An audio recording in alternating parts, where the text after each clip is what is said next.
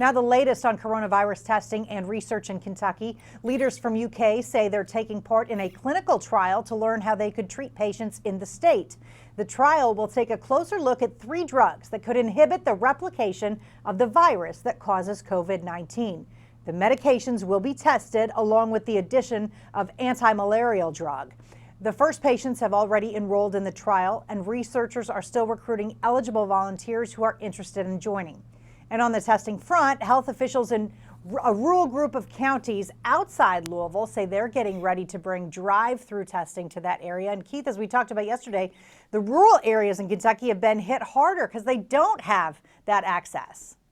Yeah, and in a way, you don't think about Louisville having that much of a rural area around it. You think Eastern Kentucky for the most part when you talk rural areas, but there are many of those, not only on the Kentucky side, but then when you get on into the Indiana side and not very far up away from the river, it kind of feels like Eastern Kentucky as well. So I think those rural areas, it's going to come in big to have that testing handy right there. Yep, for sure.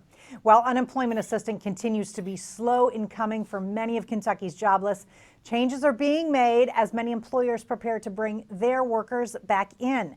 Officials say they're getting new guidance from the federal government on pandemic unemployment assistance, which has expanded benefits to many groups not traditionally covered under Kentucky's unemployment system. Moving forward, applicants will need to note if they are taking care of a dependent or fall into an at-risk category. The state also says it's working on the backlog of claims, some of which go back to March. Although they believe some people may have filled out their applications incorrectly, the whole process has certainly been frustrating for a lot of applicants.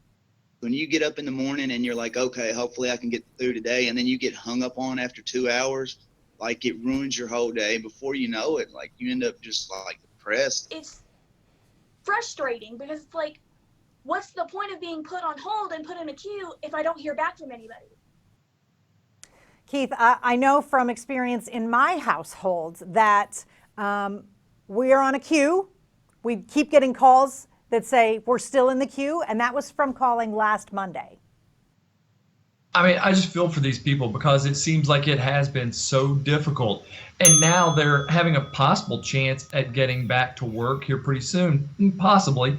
But who knows? They haven't been able to make up for all that lost time, and they've been trying. They've been desperately trying to make it happen. And I know that the state is trying to make it happen too. So it's just a lot all at once. While the Green River Correctional Complex in Western Kentucky has been making headlines for COVID-19 behind bars, a Lexington facility is quickly emerging as a hotspot. The Federal Medical Center had 53 confirmed cases of the coronavirus as of yesterday. That's about 1/6 of all known cases in the city. Mayor Linda Gordon's chief of staff says the Department of Justice has given the city little information about how the prison is working to keep inmates safe. What we decided on this morning with our collective frustrations was for our own Commissioner of Public Health to start a public social media and press push to all those employees out there to reach out to our health department, start getting tested.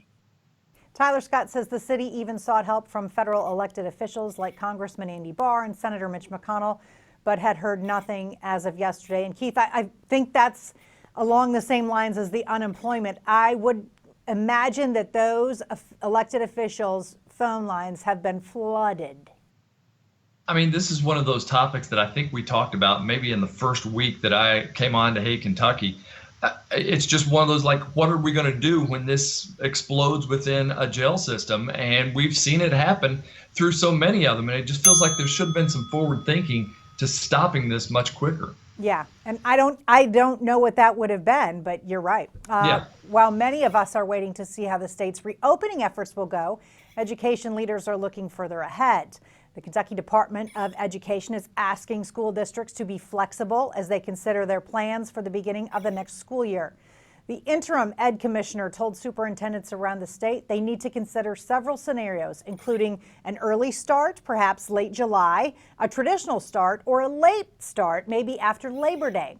Getting underway early could let districts begin the year with in-person instruction if a decline in the number of coronavirus cases allows it, with the possibility of a suspension of in-person classes if there's a spike in cases. Keith, if I had to pick, my preference would be let's try to start early and see what happens.